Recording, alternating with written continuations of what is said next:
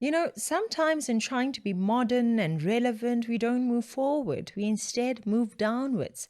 We sacrifice what's valuable and necessary, what's good and lasting. I mean, let's look at something as simple as furniture. The way a wooden table or a cabinet was constructed in the olden days wasn't just good, it was an investment in permanence. It was made with higher quality materials, better precision, and an attention to detail that was almost a point of pride. Joints were cut perfectly, wood was often solid, and pieces were designed to be repaired when necessary, not replaced. Building my own. This was of course a pretty simple build in terms of woodworking, meaning a beginner could definitely do this. I milled the material, which in this case is ash. This part always takes more time than I anticipate, but it can be avoided by buying wood that is pre-milled. I just want to remove as much of the material as this router bit has a ball bearing that follows the 3D printed jig and duplicates the pattern on the wood. There were some nut holes in the wood, so I decided to fill that with epoxy before I did the rest. Then I used my biggest chamfer bit with the router to create a detail on the underside of the tabletop. It's like a table you can make in... what's that called? I wanted this to be as quick as possible to the bottom of the table with a couple of screws, and then you can screw the leg in place. Now, that's the weakest point of this coffee table, and if I were to add more time to this, I could make this even better by making a frame underneath the table that would hold the legs. And it resembles the IKEA table in that way. Decided to give this a coat of Rubio Monocoat. So now I have this, a pretty sturdy coffee table with a really nice finish, or at least that's what I think. Now, compare that to a massive amount of what you see on the market today. Now let's go cut that IKEA table apart. Okay, so it's time to cut this apart. This is the same table, but instead of white melamine, this is meant to look like oak, but it's not.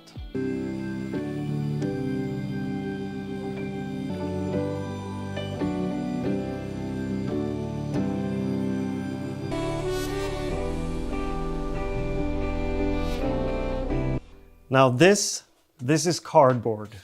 And I said there was a bit of irony to this because it came in a cardboard box and you basically fold it up into a cardboard table.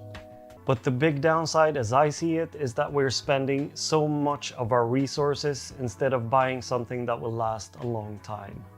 Like this cabinet, for instance. It's really old. And it's one of my favorite pieces of furniture. One would think that with technological advancements and global logistics that allow us to access quality raw materials quicker, cheaper, and easier, we would be building better furniture.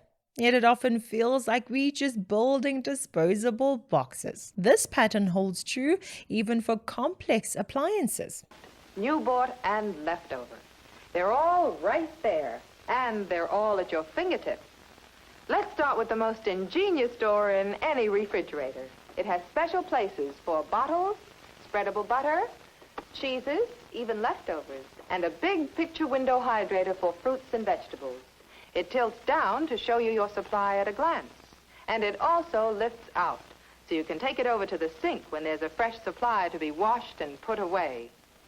But that's just the door. Think of all you can store in here on these big firm shelves that roll all the way up to you, so you can get at the food in back without moving anything in front. And how about your frozen things? Oh yes, there's a place for them too, in this big food freezer. Even your ice cubes have a special place for storage, right here. And watch how they get there. You just take out a tray, turn it over, and push. You get a shower of ice cubes all frosty dry and ready to use. The classic refrigerator simply made sense. It was built with genuine consideration for the user's practical problem, keeping food cold efficiently and durably. It wasn't about annual upgrades. It was about lasting a decade or even two. Compare that to today's sleek, shiny models.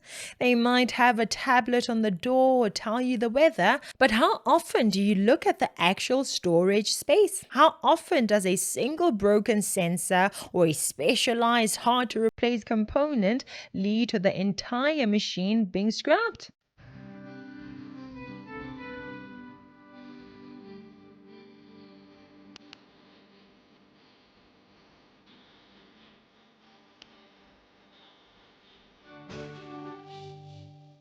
It seems to often be about looking sleek and modern rather than actually serving the user's practical needs with longevity in mind. 99% of people that buy a refrigerator with an ice maker and a water dispenser don't know this. In my professional opinion, they're being scammed. Scam number one, they're requesting you to replace the filters every 6 months. Scam number two, for almost $60. Scam number three, they're using the word reduce.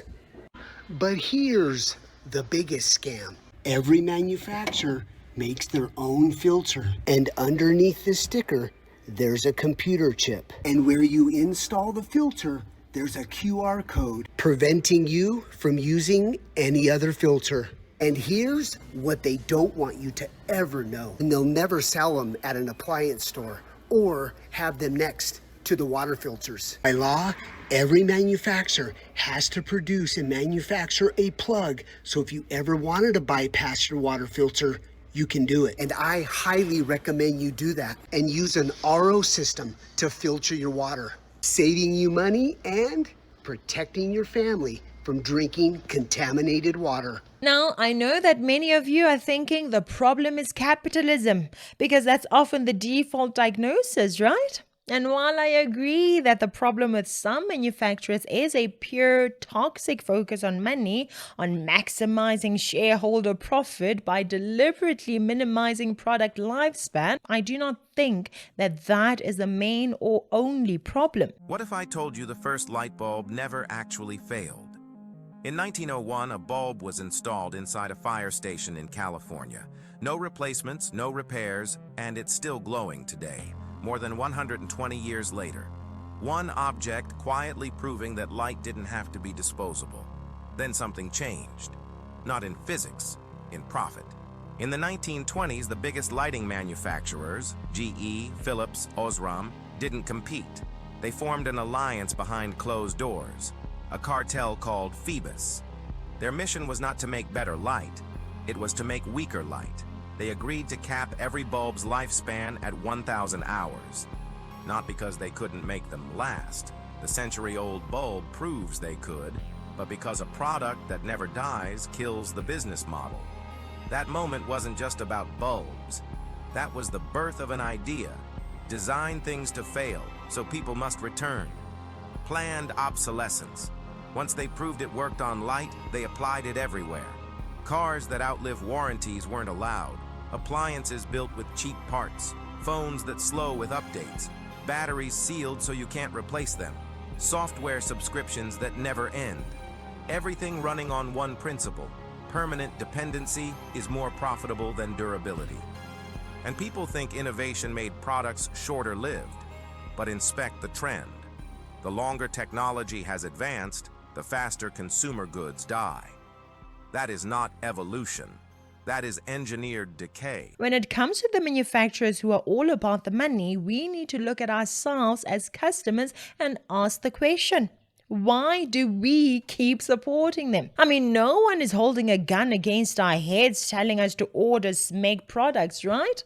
So, I'm sure we've all seen the SMEG memes online with people asking themselves what justification SMEG has to charge over 5 times the price for a kettle that simply boils water and nothing else. To me, it feels like a fad. It feels like people are falling for peer pressure after visiting their friends or relatives' homes, or after watching their favorite influencers who are often paid to use those SMEGs, or are themselves pretending to belong to a certain class to land brand deals. Now, when you are using it when no one is paying you, when no one is rewarding you for it, the question then becomes, is that the failure of the system or the failure of the individual to value function over flash? Is that capitalism's fault, or does the lack of value-driven decisions lie squarely with us as consumers? Now, if you still want to blame capitalism, are you telling me that the old craftsmen who built those high-quality wooden tables and chairs, or the artisans who made the high-end antique china that people pay a fortune for now, did not care about making money? Because I don't think so. I think that they did care about money. Despite what many of us want to believe, capitalism, which is the act of specialization and trade of mutual benefit, is not a new thing, nor is it inherently an evil thing. Capitalism has been the way of life for centuries. When the world functioned on barter trade, the principles of capitalism were in effect. Before industrialization, people engaged in what we might call specialized production and trade. People became masters of their own trade. The blacksmith, the weaver, the farmer. They took their valuable product and traded it with others, trading enough to eat, be dressed, be housed, and yes, if they made enough, to have some leisure. So capitalism is not the problem. Now, if capitalism isn't the problem, what then is the problem? I say a lack of shame, a lack of respect. In the past, those who succeeded had a good reputation because of the quality of their goods. They respected their customers and the customers respected themselves. Those who produced nonsense were not supported because self-respecting customers did not give repeat business to such individuals. For a weaver to be successful, their cloth had to be strong. For a wagon builder to be successful, their wheels had to last. Their incentive to make money was directly linked to their incentive to make a quality product that would earn repeat business and a word-of-mouth reputation. So, centuries later, what has changed? Why are we having a high emergence of low-quality disposable products? Because we have had an emergence of soft individuals who are too scared to call out rubbish and say your quality is too low and your price doesn't make sense for such poor quality. There's been an emergence of individuals who are too dependent to learn to make high-quality tables and chairs for themselves and their family, or even to do it and sell it to others and present necessary competition to these low-quality furniture makers. The problem persists because of an emergence of low-quality individuals who do not respect themselves and their hard-earned money enough. This lack of self-respect is also seen in what we choose to watch. And even there, I know that people are going to blame the broadcasters for showing destructive programs instead of blaming themselves for tuning into those programs and thereby communicating to the broadcasters that they love and enjoy those disgusting programs. What am I talking about? Bit by bit, society has communicated that they are willing to accept hypersexualized content that actively destroys the innocence of children. I think growing up, I've never celebrated myself.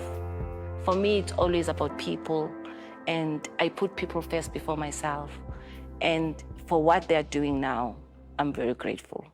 Siyambonga uNkulunkulu ngawe, siyambonga uNkulunkulu ngefamily yakho.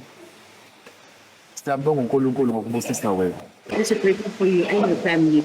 The things that teach us, the people that they were saying and thinking like it's super confident, super rich about this person, but you just aren't. You are hard, and I just appreciate that I got to know you. I am this person I am because of them and God and my parents. There's never a day where I can just be like, I miss my mom and I just want to go back to my mom.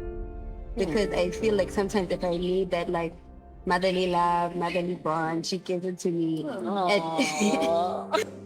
I'd like to just thank you, Ma, for like everything that you've done for me in my life.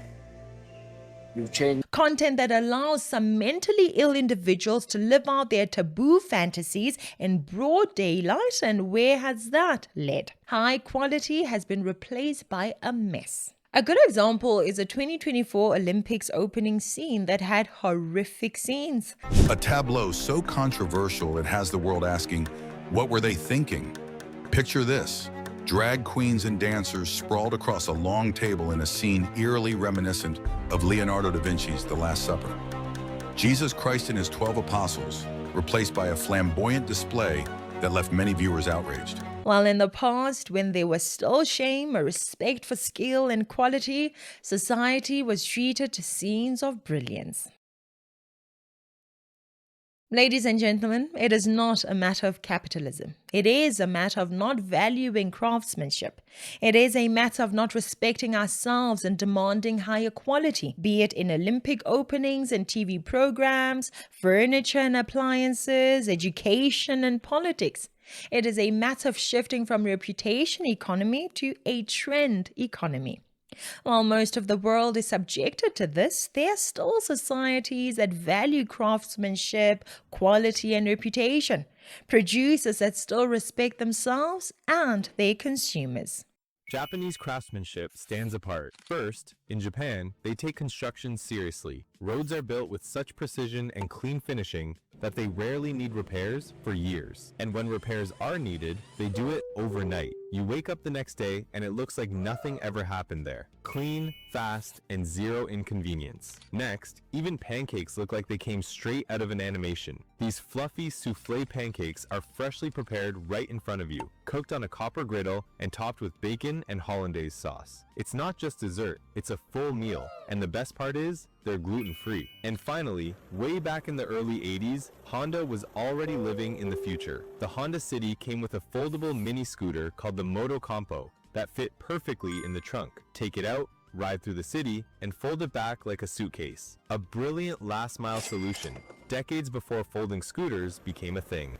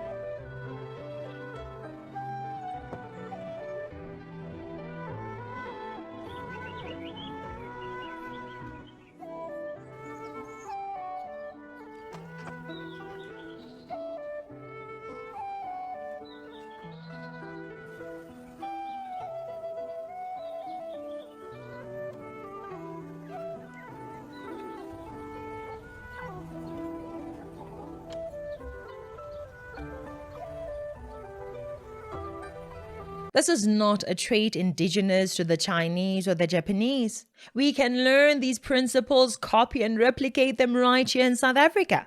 While this video focused on tangible things like appliances, the decline in valuing quality, reputation, true beauty, and craftsmanship trickles into what we give and even accept in our friendships, our marriages, workplaces, and even politics.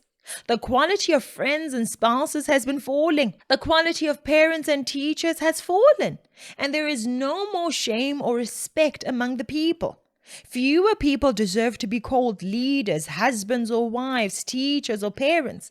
They lack the qualities it takes to truly be called wives, husbands, leaders, teachers or parents. And many of you have accepted trashy women and trashy men as your spouses. You've made children with the worst that society has to offer, but you want to be happy and live in a better country. How? Don't say this gender this or that. Don't say men are trash. Say your husband is trash. Your woman is this or that. You chose to get married to that low-level individual.